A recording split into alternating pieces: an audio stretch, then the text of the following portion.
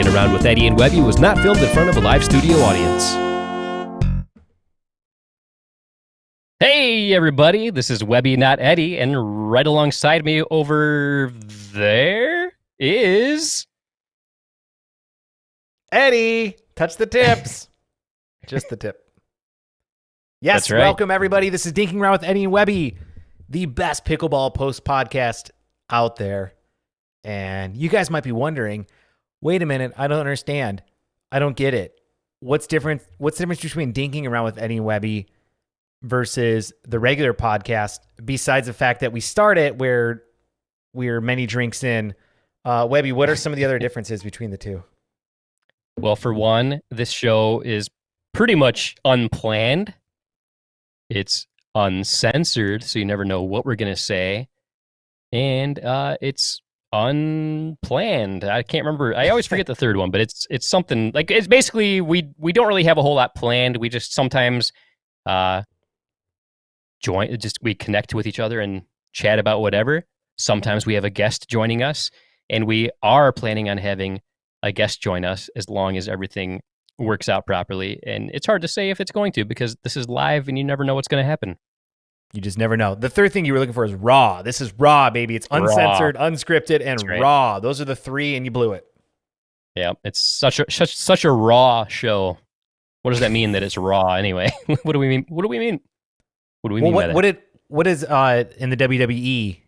They had Monday Night Raw. What did that mean? Oh yeah, it's just raw. I mean, like it's you don't know what's gonna happen.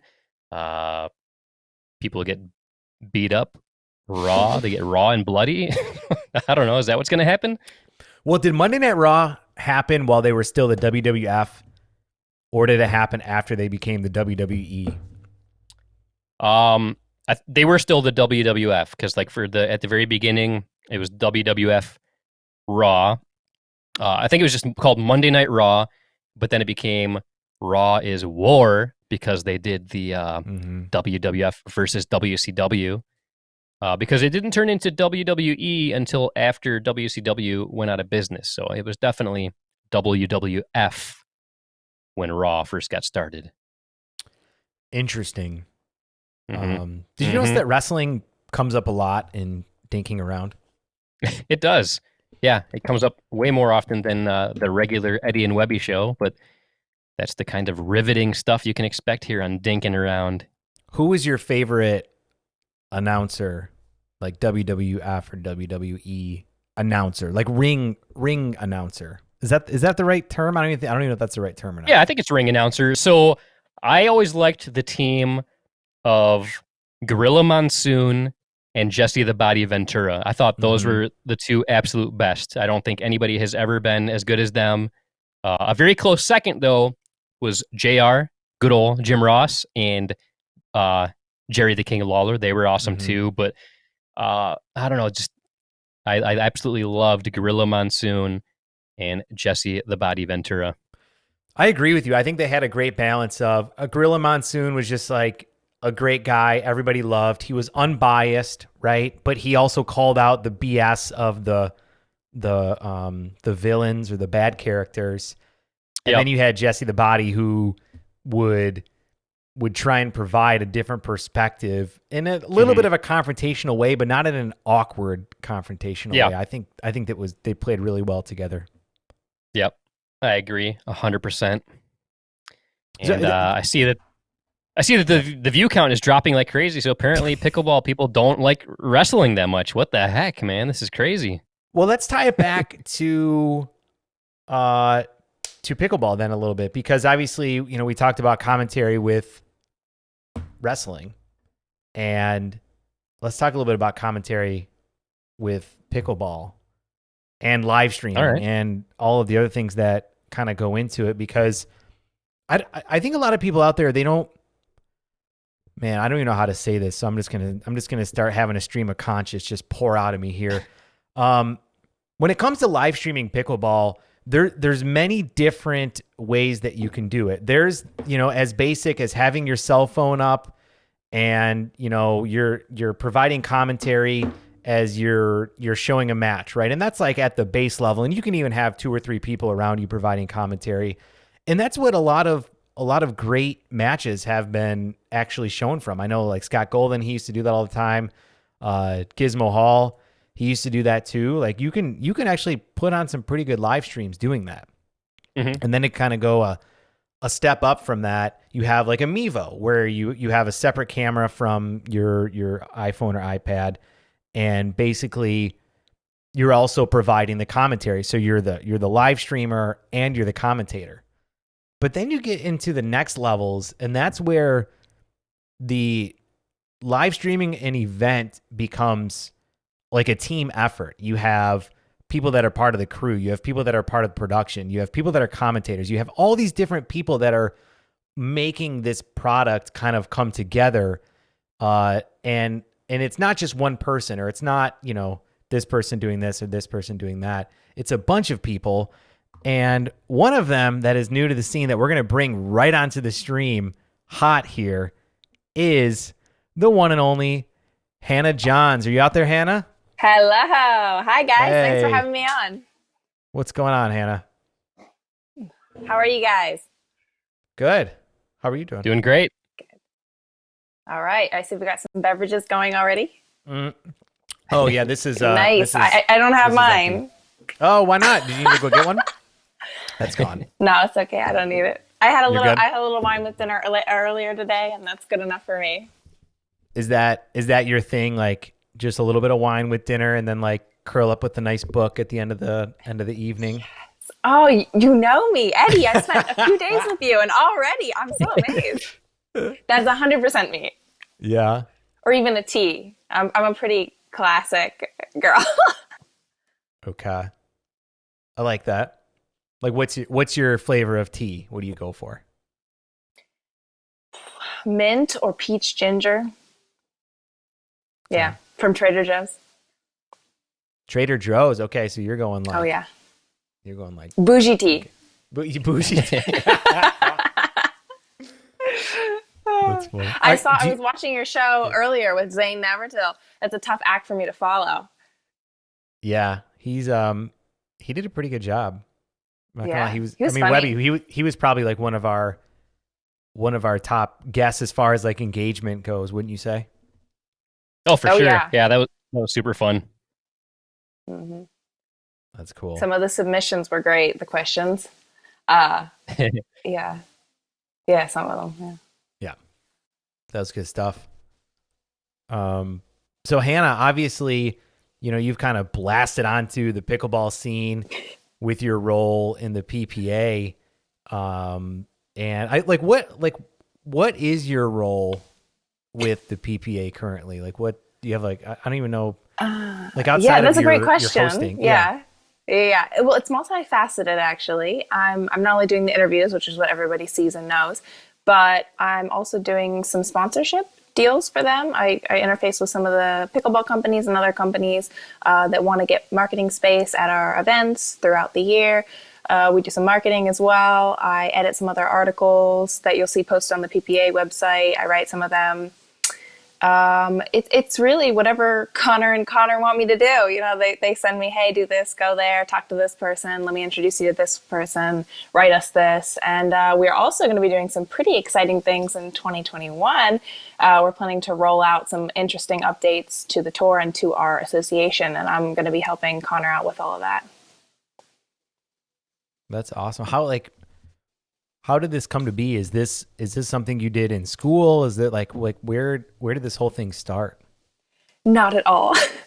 I was in nothing even close to this. I'd never done anything like this, which, you can see in some of my earlier interviews. I look quite, unused to the camera being on me. I'm a little clumsy. I forget people's names. You can see that I was not used to being on camera. But I loved it and I kept at it. But they basically, I moved back here from the Czech Republic about 6 months ago. And Ryan Sherry, shout out to Ryan Sherry, he actually connected me with them and said, she might be a good person to try out doing the interviews for you because I know you're looking for somebody. So I tried the first event down in Florida, I think in June. Was that at the Underground? Underground event, yeah. If you guys remember that. That was my first attempt at it. And Connor said, yeah, let's do it. Make it a set thing. I think it worked out pretty well for you, right, Webby? Don't you think so? Oh, for sure. Yeah, that was awesome. I thought it was great. And I do need to apologize. I gave you the bad dink reading treatment when you did the Pickleball Underground. You did. I don't know if you've seen that, but I apologize. Oh, I have. You sent it to me. Oh, that's right. Yeah, I think I did. Yeah. And you said, "I'm sorry. Please don't be offended." Yeah. Please watch. I always feel guilty. Like whenever I do those, I always feel like I just need to apologize and let people see it and let me know what they think, because I never know what kind of sense of humor people have. But luckily, everybody that I've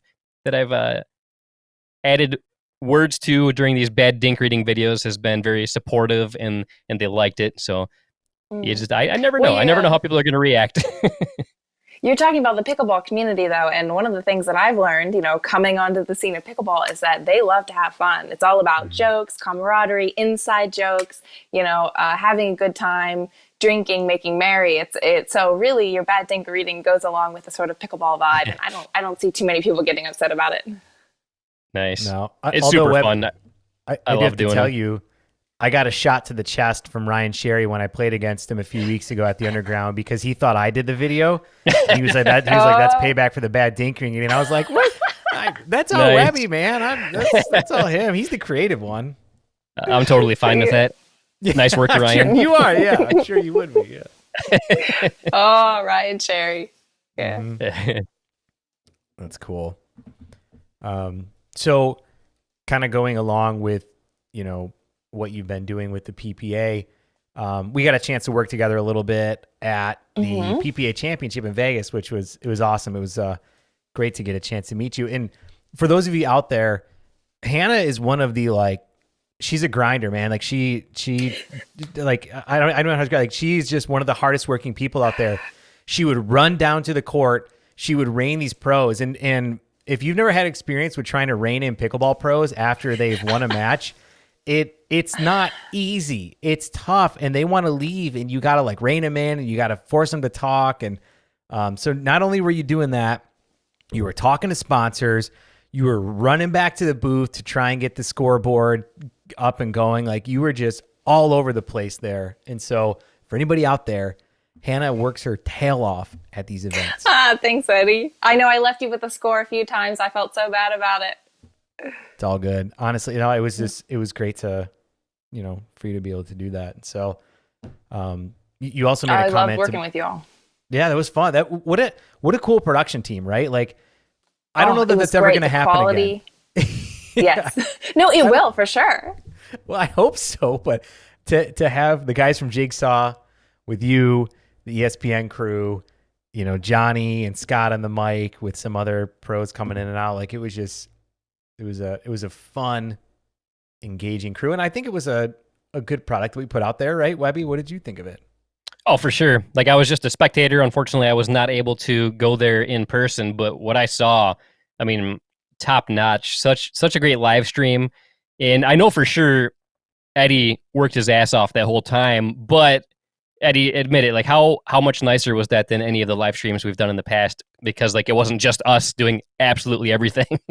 It's a lot of work, but it's also a lot of fun, and to have a whole professional crew right there, that just, to be part of the crew was amazing. It was a really cool experience. Oh yeah, I think it was definitely the most professional broadcast we've had in pickleball history. That's what some people were saying, and I think that is true. Let's stamp that. Let's declare it right now. The best pickleball production that has ever happened was at the PPA Championship in Las Vegas. Woo! Right now, we're saying it. Boom, done. Yeah, I definitely would not argue that. Fun. I would not argue that statement. I think that is a very accurate statement. You did not step away even to get lunch. You were dialed in. It's what happens. You got to be laser focused the whole time. Yes. It is not easy, guys. Yeah, I know. No. The broadcast is not easy to run. You guys are, okay, camera 3, camera 1, and now cut close, hold, camera 3, camera 2. The whole time. Okay, cut to commercials. 3, 2, 1. Yep. It's like an ongoing, no, you guys never stop talking and communicating back there. I felt really like I was part of a Hollywood movie or something. Yeah, it was pretty epic, that's for sure. And do you know what's funny is that in our last couple podcasts and all over Facebook, people have been talking about the Jeff Warnick and Jesse Irvin interview where Rob Cassidy stepped in to play the role of Jeff. And so obviously we got to see it in the broadcast booth and we're laughing our asses off. Webby got to see it as a spectator watching the live stream. But Hannah, you were there doing that interview and you kept a straight face the whole time. Can you tell us about that experience? It was not easy, I will tell you. Oh man, Rob Cassidy cracks me up. I mean, on a daily basis. But having him there as Jeff on the chair, I have to reach way up with the microphone to reach him, and especially his comment where he said, well, I've been carrying Jesse the whole day on my broken back. I almost lost it right there. But you have to kind of like drown him out and only think about your next question. Because if you listen too closely when he's saying something funny or when they're being, even Jeff even at times has said things that are quite, crazy, and I don't want to respond to them because I need to stay neutral. I got to be Switzerland, So I sort of just focus on my next question and try not to think about what they said too much, because otherwise I'll get dragged into it. I can believe how you kept a straight face. I was pretty impressed with that. How was that experience at home, Webby? Do you think did it come through as funny as we experienced it when it happened live? Yeah, but something that was super funny is it took me a little while to realize that wasn't even Jeff Warnick. Like I thought, like for like the first half of that interview, I legit thought that was actually Jeff Warnick, and I was like, what the hell is Jeff doing on that chair? Like, why is he on that chair right now? And then I was like, oh my God, that's Rob Cassidy. This is amazing. So when I rewatched it, like that is seriously one of my favorite all-time clips in pickleball. It's kind of funny. Two of the most classic video clips in all of pickleball have to do with Jeff Warnick. First of all is obviously the paddle throw with the I Believe I Can Fly music. And then there's the Rob Cassidy impersonating Jeff Warnick after the match. Classic. Amazing stuff. I love it.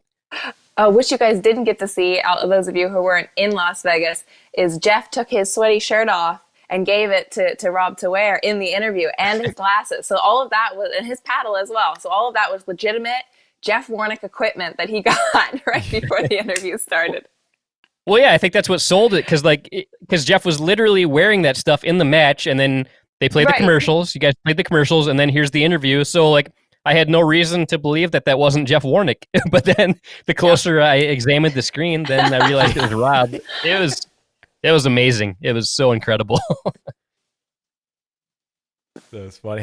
Have you had any other experiences like that when you've been interviewing where you kind of get a curveball thrown at you or other things are said where you're like, I don't even know how to respond?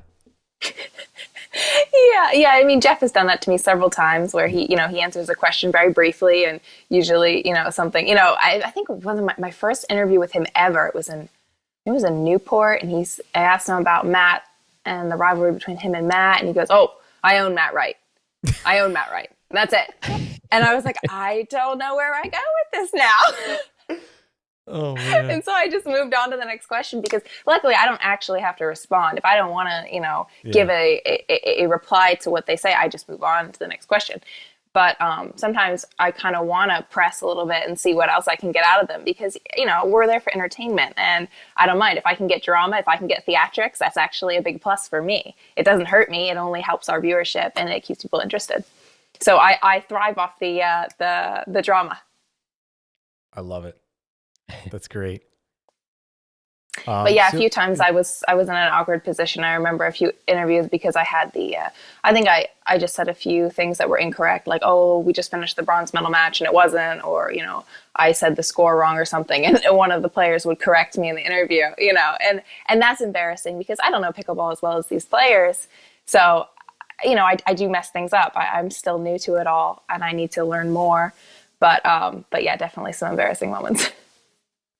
Yeah, I mean, anytime you're doing anything live, I mean, Webby and I have we could write a book with how many embarrassing, stupid things that we've done live. Yeah. Yeah. But I think you definitely handle it really well when those circumstances come up, which is great. But you mentioned something about kind of learning pickleball. You know, it's no secret that you have two brothers that are in the pro circuit. One of them being kind of a dominant force, a name that's all over the place, and that's your brother Ben. Who? Yeah, who? Ben? Who? What? Do you do you ever find yourself in a weird spot where you might have Ben or Colin that you're interviewing, or that you find them that you're rooting for them or maybe against them because there's a little bit more of that brother sister connection with them? Oh, I can't deny I'm biased. Every time one of my brothers is playing, I want them to win, of course. When they play against each other, it's pretty tough. My alliance is split between the two of them. But I have to say that I love interviewing Ben or Colin because we're siblings, we're close, we grew up together, we're best friends. So when I'm in an interview with them, I'm even more comfortable than I would generally be. I can push the envelope a little more on which questions I can ask because I know what will come out, what will get a funny response from either of them because I know them so well. So it's actually one of my favorite things is interviewing one of the two. We got a question from the man himself, Ben Johns. He wants to know, are interviews as easy as you make them look? Only when I'm interviewing you. That's fine. Everyone else, I may not look like it, but I'm totally terrified. Really? Yeah, especially at first. And then he has a follow-up question. Who's your favorite interviewee besides me, clearly, a winky face, and that is from Ben Johns. Well, Ben, thanks for tuning in. It's very nice of you. Let's see. Oh, that's so tough. I mean, I like to interview Jeff Warnick, I guess, because he's fun. He's interesting. Yeah. Let's see. On the ladies' side, I really like to interview Catherine Parento because she's so sweet. She never stops smiling the whole interview. Everything she says is just so kind and, sportsmanlike to her opponents. And she's just a class act. I like her as well. That's cool. Yeah, she's a lot of fun. She's a sweetheart. Yeah. Webby, can you do your best Catherine impression? Oh, really? Yo, that's perfect. That's what she sounds like. That's classic. So do you have the I don't even know what you call it, the Johns gene that makes you an incredible athlete? The boys got the most of our sportsman genes. The boys have always been good at everything. They played a bunch of different sports, ping pong and baseball and tennis before they started with pickleball. I would say I was the most athletic of us 5 sisters. But I didn't have that competitive drive. I had the hand-eye coordination, the strength, I guess, the athleticism in some ways, but I didn't have that drive to really push myself and the strategy, the mental game. I lacked it. So I just took different route with my interests, my hobbies than the boys. What are some of those interests that were different? I was big into reading and writing my own fiction. I was a bookworm, yeah. Okay. And I was very social, so I would rather go out with you see my friends and go shopping and do normal girl things than be on the tennis court or the pickleball court for 10 hours a day like my brothers wanted to. That's cool. That's good. And you said you were living in the Czech Republic before you came back to the States. Yeah. What were you doing over there? I was teaching English, actually, and I was directing 3 preschools over there. I'm managing the English-speaking team. I was there for 2.5 years, and it was the most incredible experience of my life, I would say. I tried to learn the Czech language. I really tried to integrate into the culture, and it was an experience like no other. And I was brokenhearted to leave, but it was just that time. I felt that I'd learned what I could, and it was time to return to the homelands and my family and make something more of my life than that, because your career is a little bit stymied in the Czech Republic, because if you don't speak Czech, it's quite difficult to get a job that pays well. All right, that's pretty cool. Were you in Prague or in different Prague. areas? That's so cool.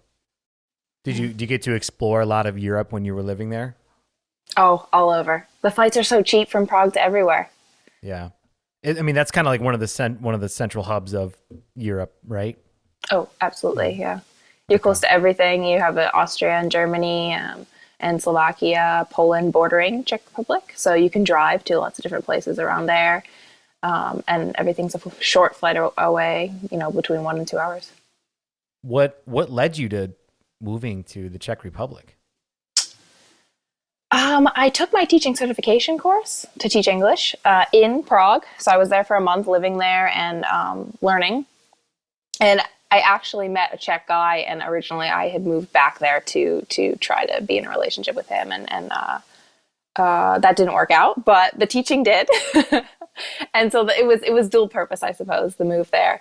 But I mainly Prague was my favorite city in Europe, and I traveled all over Europe before that.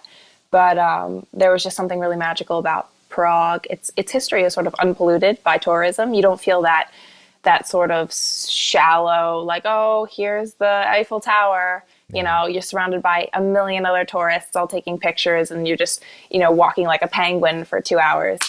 Czech is pretty unspoiled, and it has so much natural and historical beauty, old buildings, that you feel transported. The cobblestone streets and everything. It was like being in a movie, and I just it stole my heart. So that's why I moved. That's cool. Have you ever been there, Webby? You ever been to the Czech Republic? Nope, never have. Neither of them. We got a question here from Rob Noonan. He says, Hannah, do you wish you could call Ben by a childhood nickname during your interviews? LOL. Rob, that is a great question, because we have so many nicknames for Ben, and I would embarrass him so much if I used it in an interview. But my personal favorite is Benny Boo. Benny Boo, come here. Will you go get me a glass of water? Can you do this? Benny Boo. There was Botsies or Bot, Benji Bot 789, Benny. I call him Benny still. I'm like the only one who does. Ben Jammin. There's just too many, but I wouldn't do that in the interview.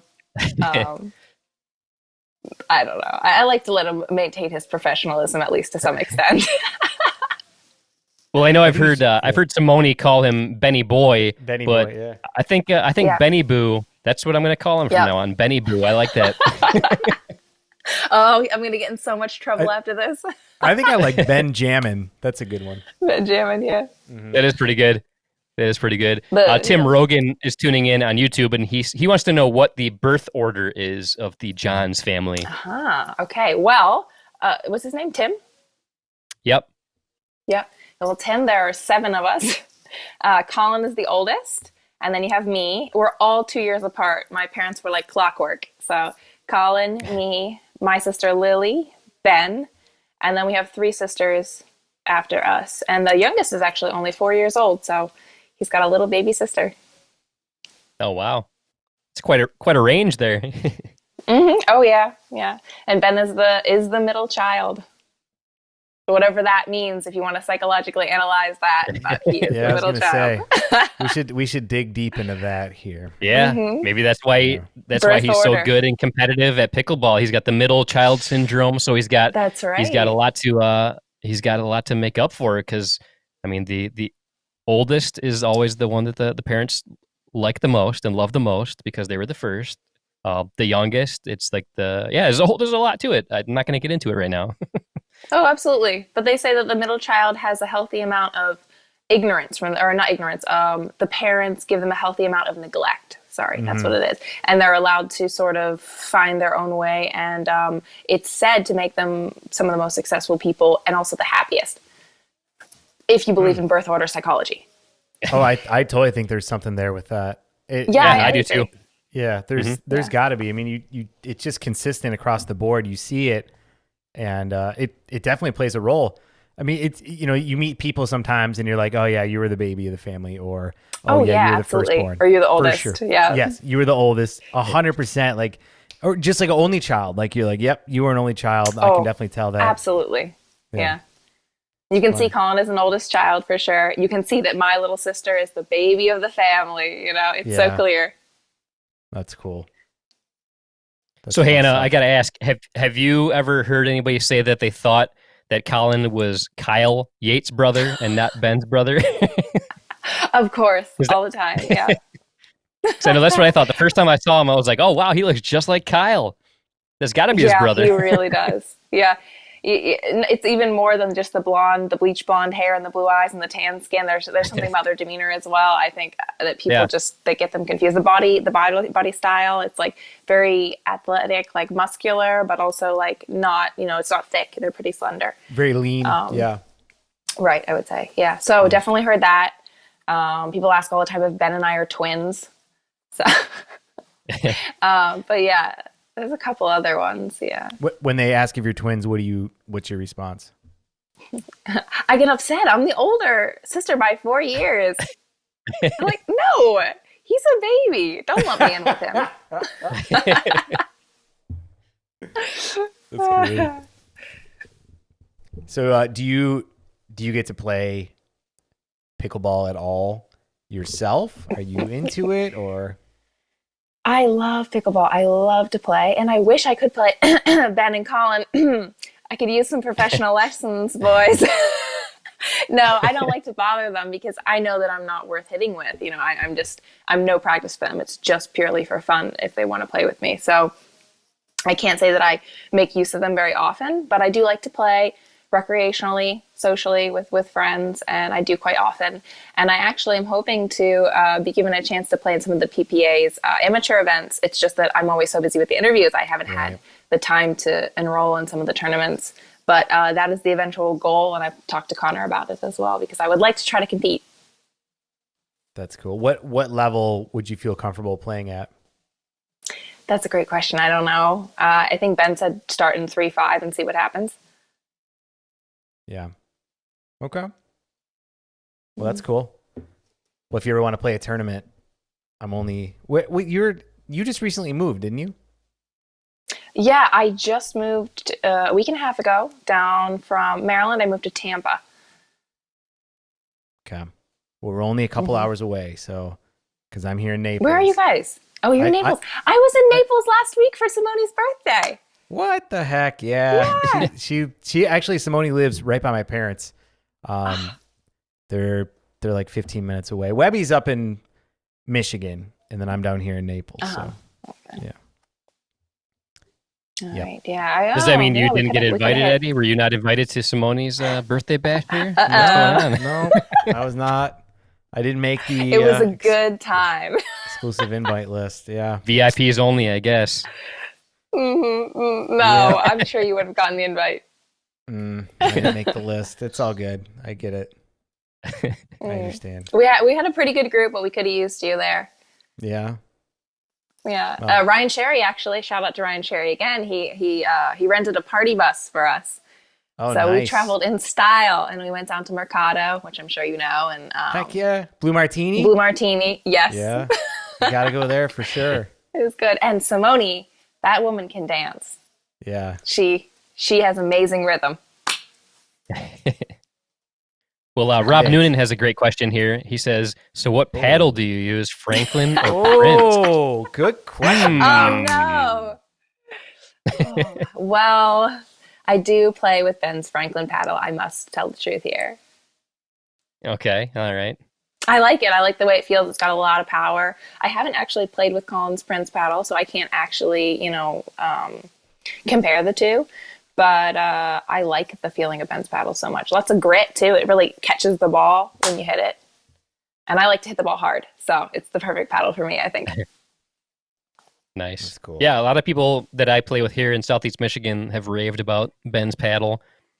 I'm a big Prince paddle fan. Which paddle does Colin use? Do you know which one? That's a great question. I don't actually know. The one that I currently... the one I currently prefer is Simone's signature paddle, the Prince Response Pro. I've been loving that paddle, and I'm anxiously awaiting for the new design to go on sale. I think it's like 3 or 4 days away from now. I think it's 3 more days.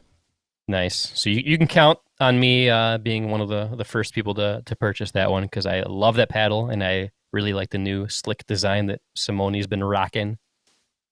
Ooh. Okay, I'm going to give it a try then. I'll borrow a paddle from Colin or Simone. It's good stuff. How often do you guys get out to play? You want to take that? You want to start that one off, Webby? So for me, it's like once a week, maybe twice a week if I'm lucky. I don't get a chance to play a whole lot, mainly because of my work schedule and my family schedule, but usually once a week, sometimes twice. But luckily, here in Southeast Michigan, indoor season has gotten a lot better because we've got some really good indoor facilities. So the options are a lot better than they used to be. In the winter time, it used to be to where like really in the summer, like late spring, summer, early fall was the only chance I had to play outdoors. But now indoor play is good because there's a lot of indoor tennis court places. So hopefully that'll increase.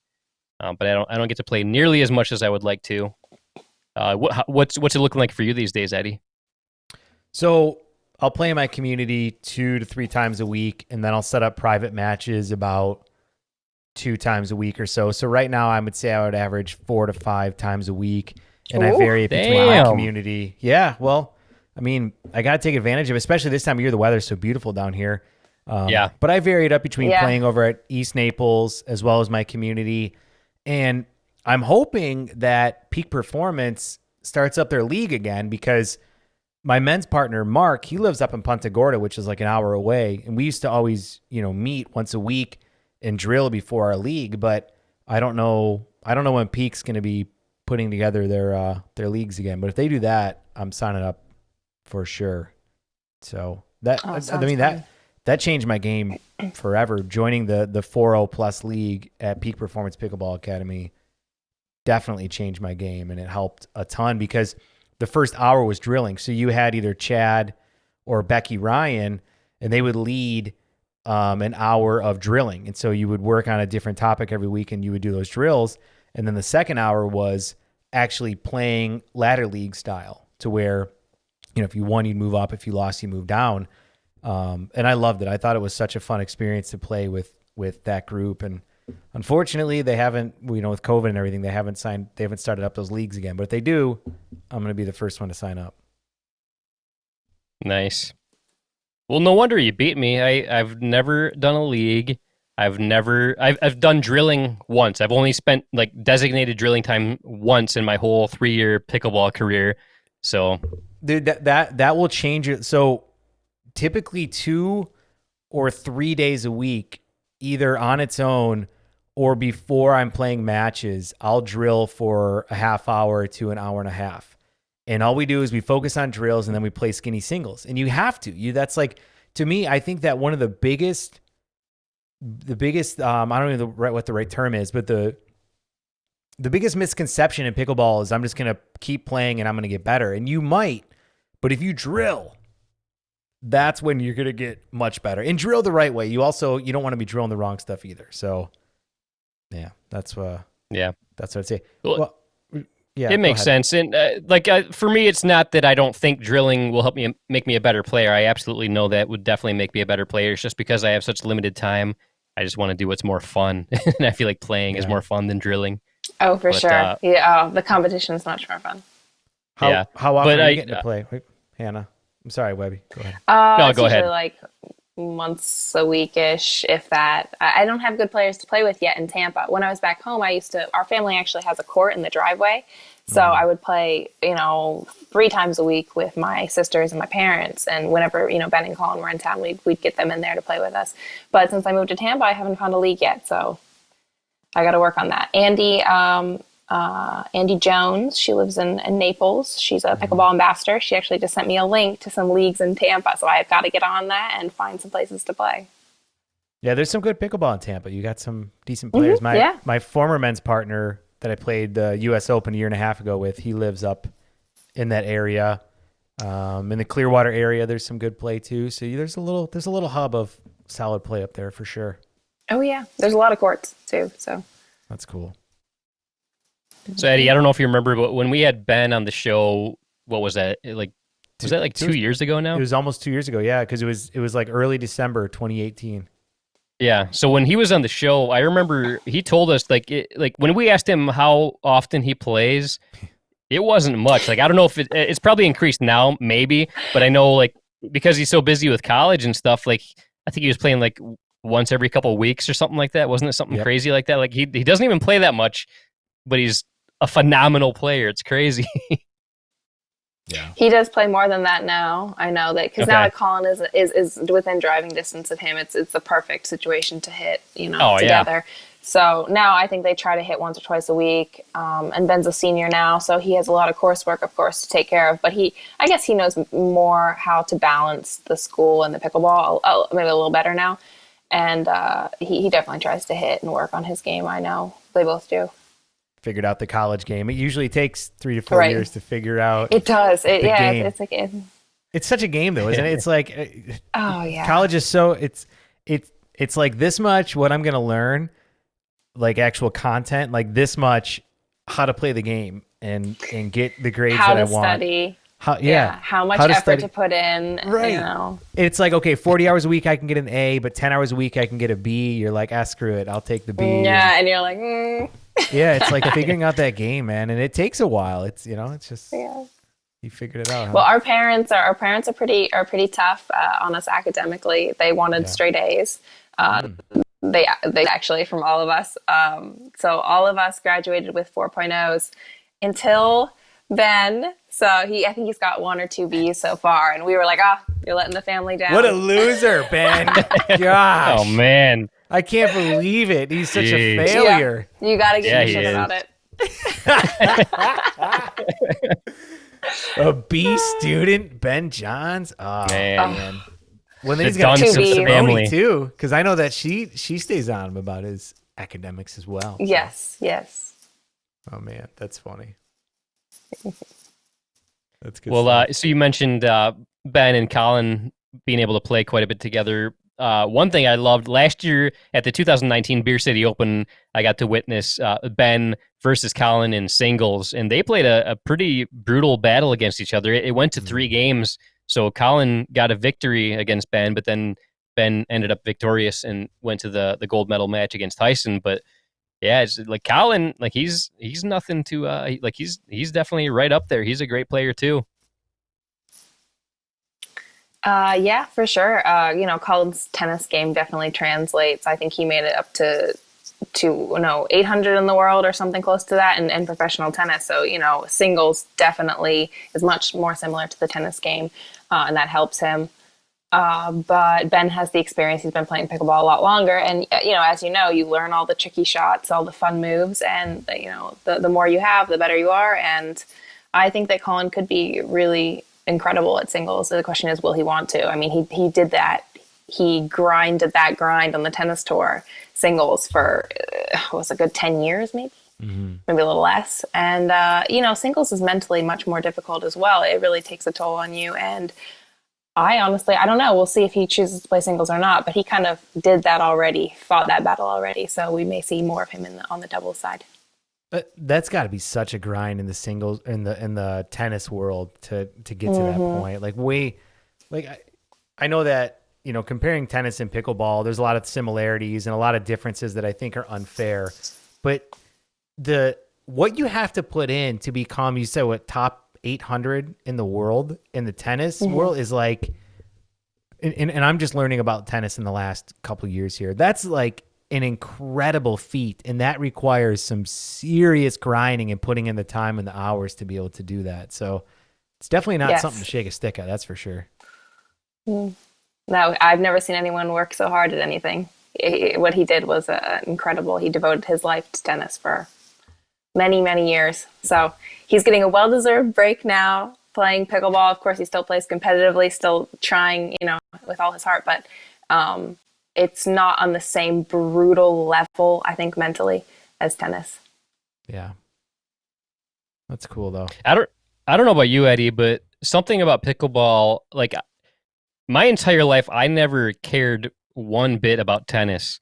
But like once I got into pickleball, it actually kind of made me like care a little more about tennis. Like I got more interest in it, and like because a lot of people are coming from tennis into pickleball and being super successful, so it kind of makes me like want to pay more attention to tennis. I don't know if you're the same way. I never cared one single ounce about tennis before pickleball entered my life, but now I definitely pay more attention. What about you? I mean, I definitely appreciated tennis before, and I would watch, some of the top matches, and I knew the names or whatnot, but I never really had as much of an appreciation for it until I started playing pickleball.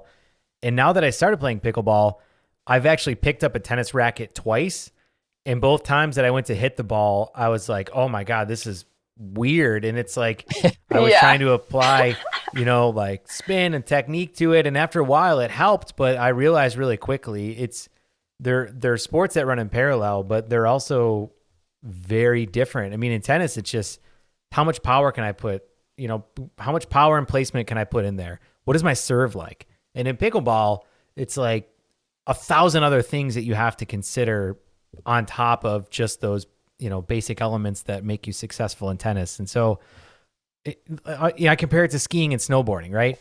With tennis is like skiing. You can strap on a pair of skis and, you can kind of just move your way down the hill and be fine. But to get good, you got to really put in the hours and the time. Where with pickleball, it's like snowboarding a little bit, where it's like, if you're a little bit older, you're a kid, you can throw on the snowboard and you can go out there and have fun.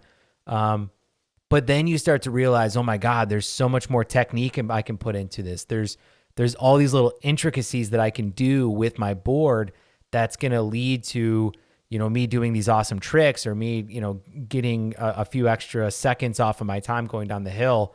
And so I kind of see those as parallel analogies as to what each sport is in its existence. Yeah, I would agree with that. And with skiing, you have also like this sort of image attached to it, classic, white collar, elite, right.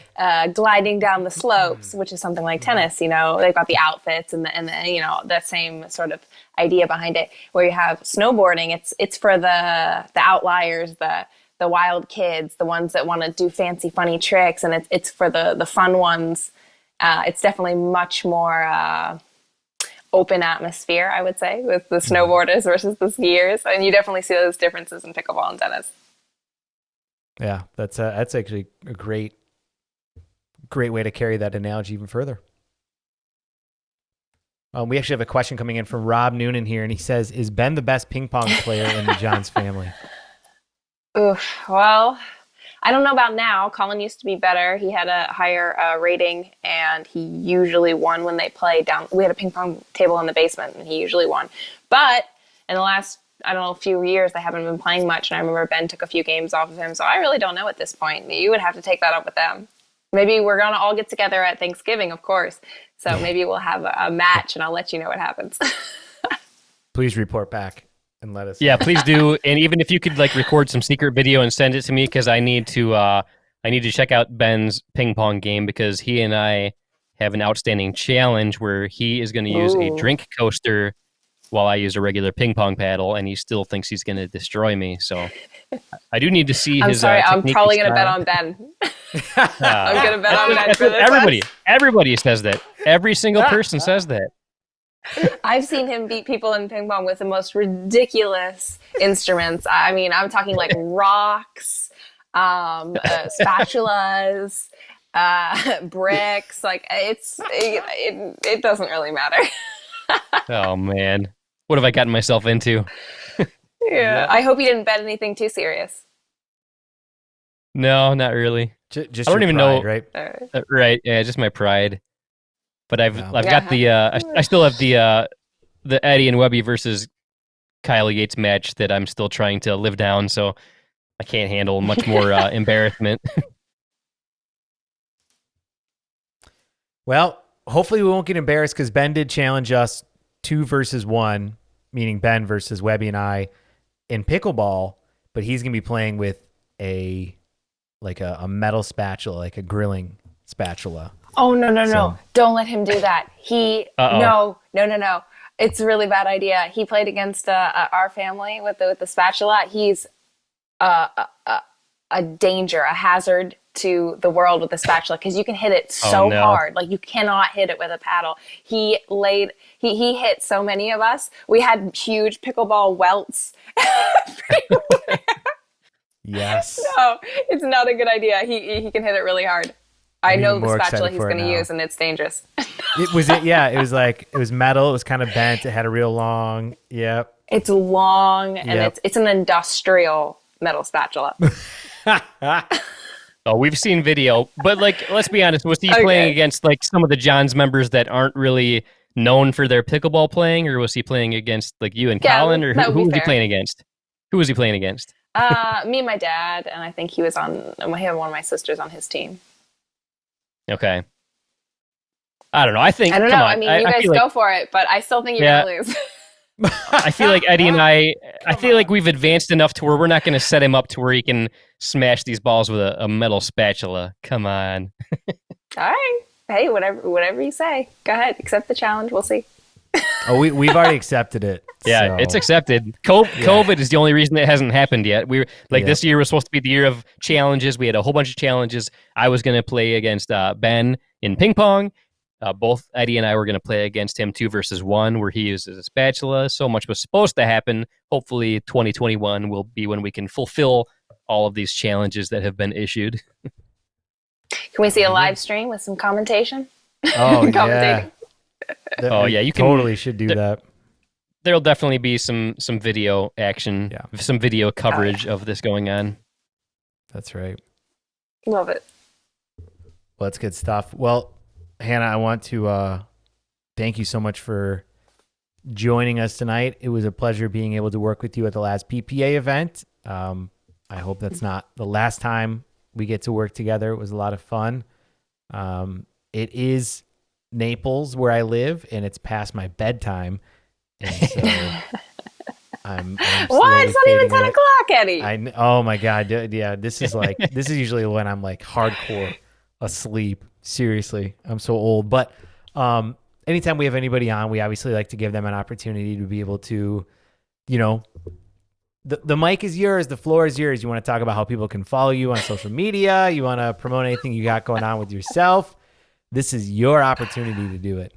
Ooh. Oh, no. I mean, my career is just starting out, so I don't have, any good plugs for myself. I've got Instagram, but I'm not trying to sell myself as yet. So, if you like my interviews, that's a great thing. So that's about it. Just don't be too mean in the comments. That's all I ask. How do thanks, people no. follow you on Instagram? It's Haniniana. That's a difficult one, but it's HANNINIANA. Because my nickname as a child was Hanini, and so I sort of feminized it by making it Haniniana. I like it. But yeah. Nice. But thank you We'll very go- much, guys, for having me on here. It's always great to see you again, Eddie and Webby. Nice to meet you finally in person. Yeah, nice to meet you. Yes, thank you for joining us. We'll go ahead and we'll throw your Instagram name down in the comments below here when we publish this video. But Hannah, seriously, thank you. We love what you're doing with the PPA. We love the interviews. I think you're going to make a huge impact in the world of pickleball, along with the rest of the Johns that are, doing a great job. So thank you. Thanks, Eddie. We will talk to you soon. All right, sounds good. Bye, All right. guys. Thanks, Hannah. All right, see ya. Man, that was great. Hannah's Yeah, that super was cool, awesome. right? Yeah. Very cool. Yeah, so easygoing, fun to talk to, and you can tell that she's very passionate about pickleball. It's cool to see people that like aren't super well known in pickleball for playing pickleball, but she loves what she's doing with the interviewing, and as you saw, keeping score during a high quality live stream for the PPA. I mean, as both of us know, keeping score during a live stream is not easy. I mean, you got to be focusing on the match. You got to try and hear what the ref is saying, which you rarely can ever hear the ref when you're trying to do the live stream. And she's trying to like figure out questions that she wants to ask the winners after the match ends, which you don't even know who you're going to be interviewing until the match ends. So Yep. yeah, it's big props to what she's doing. It takes a lot of work, a lot more work than I feel like most people realize goes into it. Literally, she had a notebook and she was writing down things during the match of, oh, I should talk about this, I should talk about that, while she's focusing on keeping score, while she's mentally preparing herself to be able to run, like literally run from the booth. Because I don't know if you saw the arrangement of where we were at the PPA Vegas event, but like our booth was up high and she had to like run all the way around, go down to the center court, wrangle in the pros, get set up with the cameraman down there, get everything going, finish the interview, then go talk to potential sponsors meanwhile, and then run back to the booth, jump right back into the scoreboard. Like, I mean, it was just, it was insane. She was hustling that whole weekend. And like I said, I love what she's doing. I think it's awesome. I think she's going to bring, she's going to bring a ton of positive energy and viewership to pickleball, which obviously you and I are huge fans of. Oh, for sure. But like, yeah, we've talked about it before in the past. So many people, a huge majority of the people that tune into the live streams have no idea how much work goes into these things. So it's just, I don't know. I just wish people realized how much work really goes into this stuff and weren't so picky and weren't so demanding and needy when it comes to this stuff, because it's very hard to make a good live stream production run smoothly. It is a little disheartening sometimes to hear the comments that people make when we're just like literally busting our ass from the second we wake up in the morning till long after we should be in bed to put on these events. It can be disheartening, but I don't know. To me, it's still totally worth it. Oh, for sure. The one thing I will say is, and actually this is kind of a question for you, Webby. A lot of times when we go to these tournaments and they're being live streamed, it's like the second the first pros are on the court until the last match happens for that day, it's being live streamed with, commentary, scoreboard, like the whole thing. And I'm a firm believer in we should really look at changing that up to not having such a high quality production necessarily for all of the pro matches, and move towards maybe upper bracket finals or just medal matches, and maybe just have like a camera setup like what Mofia Pickleball is doing, just a camera setup on some of the courts during the non-final matches or medal matches. What are your thoughts on that? Yeah, I totally agree. I wish there was more coverage of the stuff that's not on center court, but like you said, very simple coverage. Like just set a camera up, let the match go, put a title like on Facebook or YouTube or wherever, just to say like who's playing. But then like you don't need a scoreboard, you don't need a commentator. Just let the match play out. If the microphone picks up the ref, you'll be able to hear what the score is. I do really like that idea and that approach. Show most of the matches, but don't really worry about the super high quality scoreboard and commentary until it's the medal matches. I think that would be totally fine, and I think it would make the gold medal matches even more important. Like cover a whole bunch of things, but then make a real big deal out of the matches that like really mean something. Yeah, I think it's going to have to move in that direction. Rodney Langley brought up a good point. Says, I don't mind the camera coverage only, but it's very hard to hear the score most of the time. Mm-hmm. I definitely agree. I think that that's true. I think that if we can get better audio and just one camera and just let it roll and people can watch for the non-medal matches, I think it would be good. Here's to kind of add on to why I think it's a good idea to limit the full professional production to the higher level matches. I think it's going to lead to more eyeballs onto the sport if we focus purely on that. And also, it is very hard to maintain a high level of professionalism for, I would say, more than 5 hours at a time in a live production. After 5 hours, things get sloppy. Things start to not go as smoothly. Mistakes happen. You start to get burnt out. And I think what's going to happen is if we continue to do these long 8, 9, 10-hour days for 3-4 days in a row, people are going to get burnt out. There's still not enough money from sponsors to pay for enough people to run a crew for that many days and that many hours on end to stay at that professional level. And I think it could potentially be more harmful to the sport than the benefit of having these long broadcasts. So I'm thinking a lot of these tournaments just focus on whatever we define as the top matches, whether that's upper bracket finals and above, whether that's semifinals and above, whatever it is, whatever that right balance is, that's where you have the professional broadcast with scoreboard, commentary, multiple camera angles, commercials, all that. And then the other ones are, let's just put a camera up and let's let them play out. So if you guys have any opinions out there, please let us know. Yeah, I 100% agree because, like you said, burnout will absolutely happen for the people doing the live stream coverage. And I feel like people tuning in might get bored after a while. Like if it's like the entire day going, like people don't have the time to tune in for the entire day.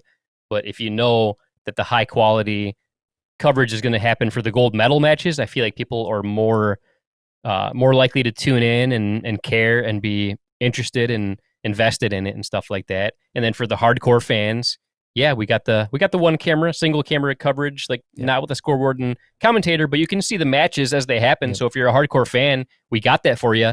But then once it's time for the semifinals or the finals, we got the high quality production. I think that's a great idea, and I absolutely think that's the way it should go. All right, well, there we go. Eddie and Webby said it, which means it's going to happen in the pickleball world. Yep. If we say that's what should happen, I mean, just take that to the bank, and that's all that matters. I love it. Well, Webby, this has been fun, man. We've had 2 incredible guests on tonight. I mean, I can't even get over how cool it was having Zane Navratil on earlier, and then Hannah Johns, both 2 young, energetic people in the world of pickleball that are kind of just crushing it in what they're doing. So that was awesome, man. It was a really fun night. This is probably, I think, one of the best combinations of podcasts and dinking around that we've had. Oh, absolutely. 100% agree. From beginning to end, the episode 77 was amazing. This episode, whatever number of dinking around, was absolutely amazing. So, yeah, I don't think we've ever had, like you said, a combination of both the regular podcast and dinking around that were such high quality. I loved it. And we're not done this year. We got 3 more awesome episodes to come, and they're going to be 3 great episodes. We got great guests coming up for the next episode, an awesome, very exciting guest for the episode after that. And then it's one of my favorite things each year. Yes. The end of the year spectacular, the end of the year special, the season 3 finale of the Eddie and Webby show. That's right. I just can't believe how things are going. Episode 77 alone. I can't believe we reached episode 77, but the year is not over, and we got some amazing things still in store for the year 2020. That's right. We're going to be crushing it for the remaining couple months here of 2020. You guys don't want to miss it. We have some incredible guests coming up, some incredible content. I'm excited for the year end. The year end is one of my favorite shows that we do. It's a ton of prep work, but it's also a lot of fun. It kind of wraps up everything, and it kind of helps us stay, I don't know what the right term is, humble, grateful in all of the amazing things that have happened throughout the year. And I hope you guys enjoy it because 2020 has been crazy, but awesome at the same time. So yeah, I'm ready. And I think it's safe to say that I think the way that this year has gone, I think it's the season finale. I'm definitely gonna drink enough to probably get drunk during the show. So you're gonna want to stay tuned for that. That's right. Well, guys, this has been another amazing episode of Dinking Around with Eddie and Webby. We definitely hope you enjoyed it. And we're going to have plenty more coming for you guys here in the near future. So definitely stay tuned over the next couple weeks. And on that note, I'm Eddie. And until next time, this is Webby, not Eddie, signing off. See ya.